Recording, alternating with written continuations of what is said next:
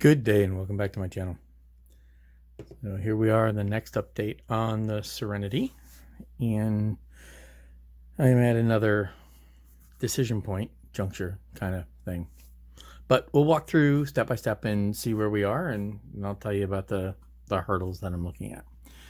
So first thing, I started hollowing this out, and I found this is a slush cast, and interestingly, there is a gap from here to right about here. It's like a little cave type tunnel, which allowed for the running of wires. So that was really cool to find. And this was mostly gap. So you can see the surface here, like where I've cut and where I didn't have to cut. So this allowed for a lot of space in here. Now, again, I'm still planning to run the power and the controls out through a stand, but it does provide for space for the control disc. It'll fit in there. So as you can see, I've also started to rewire the lights to go through, and eventually what will happen is those will go through, run through to the back into two pieces of this, which go here, and then so that will give me the rotating light. I also found, as I was looking, that this piece, which also goes next to the tail, this is it. So this is the recast of the tail. So this piece also glows. So I am giving consideration to throwing a cast of this thing. I'm up in the air on that piece yet. So, but that's where we are at that. That still needs to be done, and I got to figure all this piece out. But that's that's later. So this though provides for a lot of space for me to do the work up in here. It does give me access to this and this if I want to do that lighting like I'd mentioned before. This is a little more difficult. As you can see, it's not where it was gapped or slushed, or it's thick there. So I'd have to hollow all that out if I wanted to do that. I am currently of a mode to not. That's kind of where I am right now.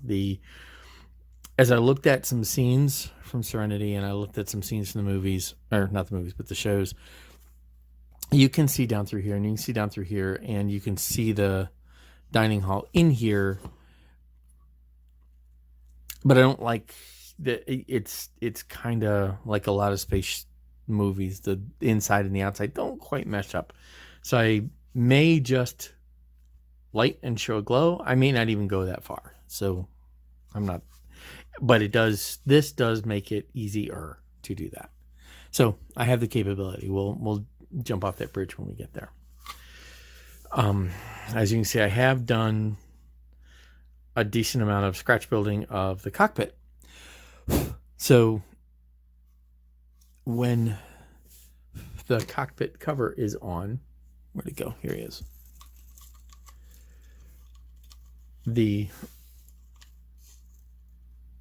It has close to what we're after.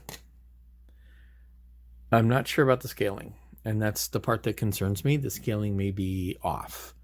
I have some N scale, or Z scale, I think.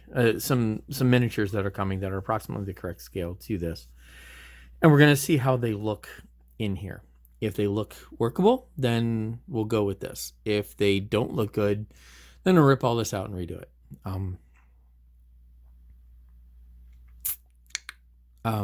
Yeah, it's the more I look at it, I see things I like, I see things I don't like. So that's where we are on this. Now, what we do have is I did also put a light up in here. Now this needs to be painted. This is still waiting for the green stuff to finish curing, but that's the light that is in there. So I can do a quickie little illustration of what that will give me when it's active.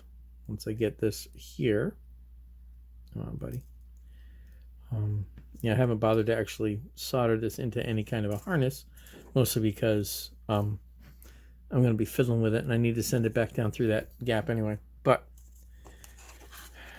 if I do this, right, so when this goes on, it illuminates that space. So I get a good look at what I'm after, or the pieces I'm after in there. That's where it should be. So it gives me a not terrible look up inside. I'm a little disappointed because I did have the consoles lit and then the wires broke. And the only way I could rewire it would be to rip them all out. And I'm not going to do that yet. But, so this thing right here, I'll just run these once I have this side. When I'm ready to button this all up, I'll run the wires for the canopy down through there, through into here, and then we'll hook it up into the main power source and we'll go from there. So the main cockpit light and the engine light and the rotating lights will all be on separate switches. The other thing I did was so this was like my 4th or 5th cast, and I got it to look good, and then I spent a good bit of time carving that out and getting it to where I could actually see through it. So it took a bit to get this cast the correct thickness so I could actually make that work. And then I got it done. I'm looking at it and I'm fiddling with it, and then I'm looking at pictures of Serenity, and I didn't like it. So I went ahead and threw another cast, and this time I was a little more. I threw it a little thinner. I cast it a little bit thinner, and this time I cut and left these ribs in, and I also then scribed in some panel lines, and I added some extra panels. So if you actually look at the surface of Serenity, or like a nose shot of the ship, you see these. You see a bunch of different extra interest panels on the surface, and that's what I did there.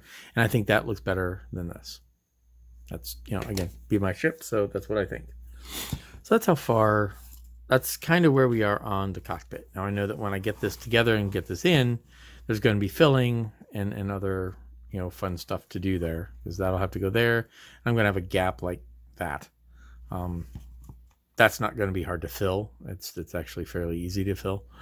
So that'll finish that off. And then once I've finished what I'm going to do with the cockpit, then I come I come aft to this. No, did this here too. I put an extra couple of panels here, and I like the way that the cardstock just takes paint differently, and it gives more interest without me really having to do Aztec paneling like Star Trek or whatever. So I throw in a couple of these extra panels from cardstock just to add depth, interest, and so forth on the surface. I am looking at, the more I talk about it, the more I look at it, I am looking at lighting, doing the red and green lights for the running lights on the engines. So those things are still up in the air, but they're in the works. The rotating light is currently 2 pieces. It's this and this, and they will fit together.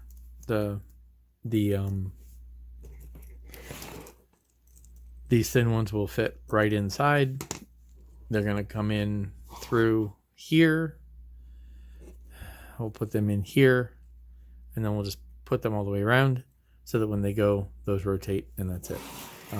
As I was setting up to do this, I started thinking, how am I going to paint this? And that's a problem I haven't figured out yet. But that's neither here nor there. And then these 2 pieces, right? So I mentioned these at the beginning.